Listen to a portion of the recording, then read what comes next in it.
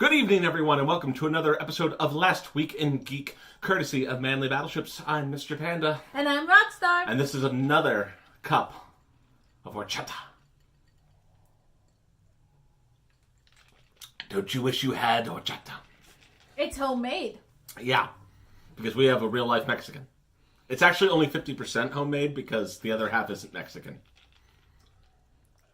Wow. Do Puerto Ricans make horchata? Not that I'm aware of. No, sorry. It's only 50% good. So are my empanadas only 50% homemade too? I don't even think that that's natively Mexican, so that's like 0%. No, that's Puerto Rican, dude. I'm half Puerto Rican. I think that the Puerto Ricans just stole it from like somewhere else, like Venezuela. Jamaica? Yeah, Jamaica. Jamaican patties? Jamaican, totally. Jamaican. With their English culture and all that. Ladies and gentlemen, welcome to the show where we review things that have happened, usually within the past week, in the world of geekdom. Hooray! New experiments. Boldly going where literally everyone has gone before. First and foremost, we're going to talk to you about the Orville, the exciting science fiction show that's taking nerddom by storm, much better than Star Trek, because in many ways it is the real Star Trek. And they've announced Season 3. Season 3 is officially coming. We do not have a start date. We do not know what it's going to be about, really. We've had some speculations in our past video about the Orville, which you can view on our channel if you so choose. I am so excited. It's been such a good season, such a good run for them. I'm really happy that they did not get canceled. Moving on to interesting Star Trek news. The Jean-Luc Picard is seeming to follow in the Discovery's footsteps, in which by I mean CBS All Access sold the international rights to Amazon Prime, just like the Oh, it's going to be on Amazon Prime! For everywhere but the US. Just like the Discovery was on Netflix. Which means everyone in the US still has to watch it on CBS All Access. Lucky us. Lucky people with VPNs. It really feels like CBS is really just trying to screw us US fans out of being able to watch it, unless you pay for their subscription site. Something that's not available through CBS All Access is Family Guy, and Family Guy has recently paid tribute to the dearly departed Adam West. The high school in Quahog is going to be renamed Adam West High School, correct? Yeah, that was what the whole episode was about, and then Peter does this interesting Peter-esque video tribute to Mayor Adam West. So it's a really interesting way to end their season 17. Especially since most of you have stopped watching. I mean, you could watch it on YouTube TV. That's how I can watch it. Yes, but that would require me to pay for YouTube TV. Yeah, that is true. It's so much easier to just watch it elsewhere. In other ways. In other ways. In totally legitimate ways. That we're not suggesting.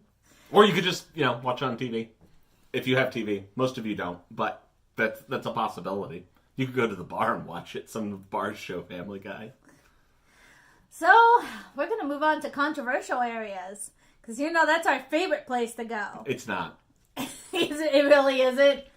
Rockstar literally has to talk me into every single controversial subject we've ever talked about in any video. That is true. Except for one. Anyway, that's unimportant. So, we're here to talk about ProJared. Which nobody cares about. Nobody? Nobody who's not subscribed. I had never heard of this guy before this happened. Well, he had 1 million subs. Well, had, being, the... Oh, God, why would he have so many subs? That's what got him into trouble. He had 1 million subs. He's down, the last time I checked, it was down to 900. She totally missed my joke. Yeah, I totally missed it because this is a very serious subject. It started off with divorce and cheating, which I was just totally willing to write off because I really don't care about everybody's sordid love lives. Until it came out that he had started sending nudes to fans, and maybe some fans that weren't exactly of legal age. It's a definite possibility Allegedly. that he has been soliciting nudes from minors. This isn't the first YouTuber who's run into this issue, and whether it was intentional or not, it doesn't matter at this point. No, it really doesn't. And this coming from somebody who was very anti-nudes, too. And yet, so many people are talking about his junk. been a very, very... I've never heard of this guy. And suddenly, everyone on my Facebook feed is talking about this guy's junk. Like, it's so important. I mean, like, I'm not one to reflect on people's personal preferences and all that, but I'm just like, who cares? All we know is that I hope to hell he cheated for love because his wife was really attractive and seems really nice. See, my biggest problem is the minors issue here. Like, I could not give a shit about everything else. But the minors... You think that's the biggest issue? Yes. I think the biggest issue was that lewd Sailor Mercury thing he did. That's my personal problem with it. I think he should go to jail for that. I didn't even go looking for his nude, so I don't... Neither did I! That's the point! So you just stumbled across... Go home! Stop posting! So you stumbled across his nudes, huh? I'm sure you were... I don't want to know who on your Twitter feed sent you that.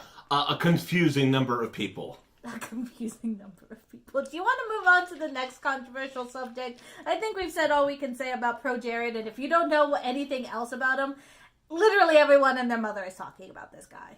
Meanwhile, an update on the story on Jim Cummings, the famous voice actor who has fallen afoul of his wife, who lodged multiple complaints against him as part of divorce proceedings. What has happened is he has been granted custody of the kids. So we don't have access to all the court documents and what was actually said and to what extent the court was siding with him. But we do know that in the final analysis, they determined that he was the one who was going to take custody of the kids. It's also worth noting, in the vein of whether or not the claims against him have validity, things that we know have been brought up have been restraining order against Jim Cummings from his wife. However, it's worth noting it's a mutual restraining order. They both are not allowed to try to be close to each other for, I think, until like 2020. All the way through 2020. So, I mean, that's not necessarily evidence of anything. I do know that someone has also brought up potential mental health issues with his wife, and whether or not there's any validity to that, or if it's just, a credibility thing, we don't know. But that's where we're at right now, is Jim Cummings has obtained custody of his kids, and it doesn't seem like there's anything more to say about it at this time. We're going to move on to a bit of a more lighthearted, something that'll make you giggle if you haven't had anything to make you laugh about today. There was a theater who showed about 5 minutes of The Curse of La Llorona to a bunch of kids. It's a horror movie. It's a horror movie about a woman who drowns her kids. So keep in mind the kids were there to see Detective Pikachu. This story was actually broken by Ryan George of Screen Rant.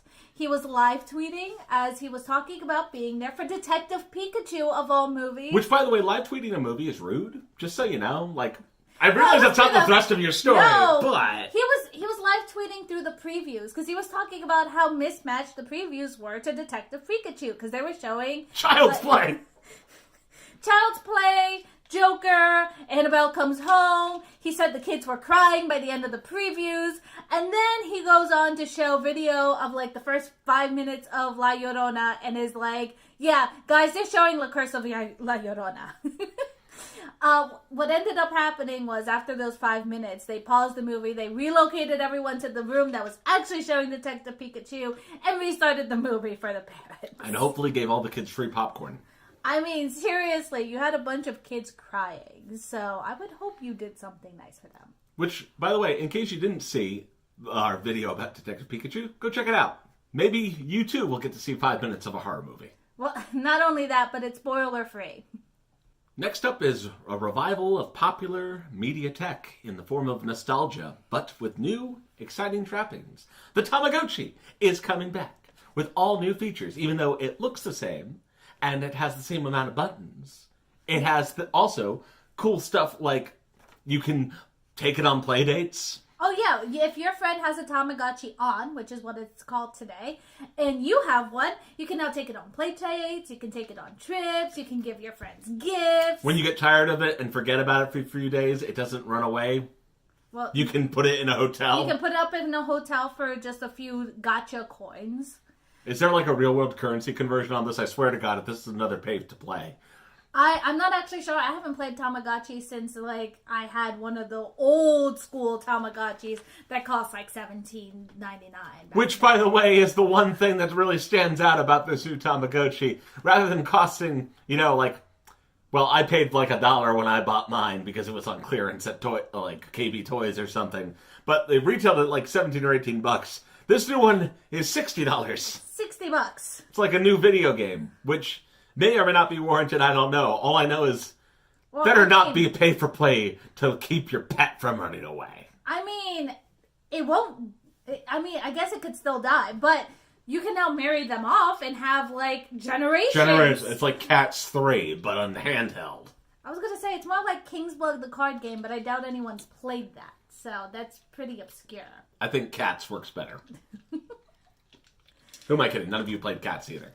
That being said, I kind of like the idea of Tamagotchis going to, a new generation. Even if it is really expensive, and I think only, like, you too can now run your own puppy mill. Prepare for adult life.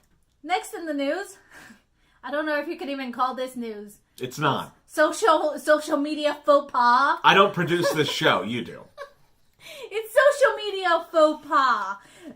There was this interesting little rumor about Tom Holland having a sordid love affair with his co-star Zidania.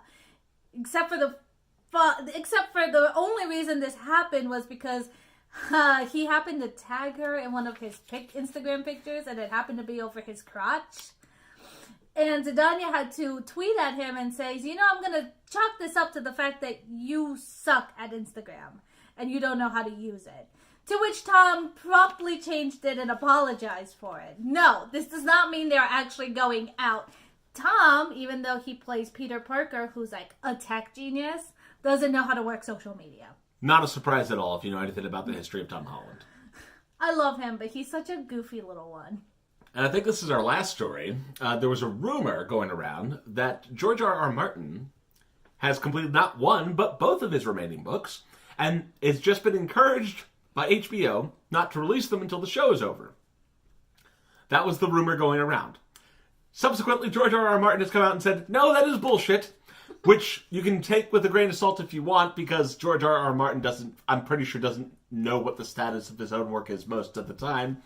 And he has said he hasn't even started working on A Dream of Spring. Which, if you've been following the show, honestly, I'm at least willing to believe that much, because I'm pretty sure the producers don't have any idea what he wanted to do by the end of this series. I just love his blog post about it. Was just so much snark about, like, why would I withhold books that make me a ton of money, and why would HBO hold back the book when it makes, generates actual, wanting to watch the show. HBO can make additional royalties by selling the fancy book cover that looks like the characters from the TV show. You know that's going to happen. There's going to be an edition with, like, all the actors just plastered on the faces like they do with every other book. You mean like Lord of the Rings back in the day? They had, like, Aragorn on one, Legolas on the other one, Frodo on the first book. This version has nothing to do with the version that you saw with this movie, but if we connect it to the familiar faces, you'll buy it anyway. What? It worked on me, though. That's how I ended up buying my first set of Lord of the Rings. Didn't work for Dune. I was 15. I still think that Sting was a pretty decent fade, though. That's just my personal opinion. Well, speaking of which, if you are following Game of Thrones, obviously I'm not trying to spoil everything for you, but you can skip this part. All I'm going to say is, I saw a lot of people on my Facebook feed going about how they were dying inside after the most recent episode of Game of Thrones. And all I have to say is, well, not as much as the people in King's Landing. With that, ladies and gentlemen, this episode of Last Week in Geek is hereby concluded. So we'll see you this week later with some more videos. Check it out. Also, you'll probably notice that a lot of our older video sketches, the short ones, we're probably going to start re-uploading to Facebook so you have the opportunity to watch them again. So, whether you're on the YouTube or on the Facebook, you can have access to it. Hooray. Bye. Bye-bye.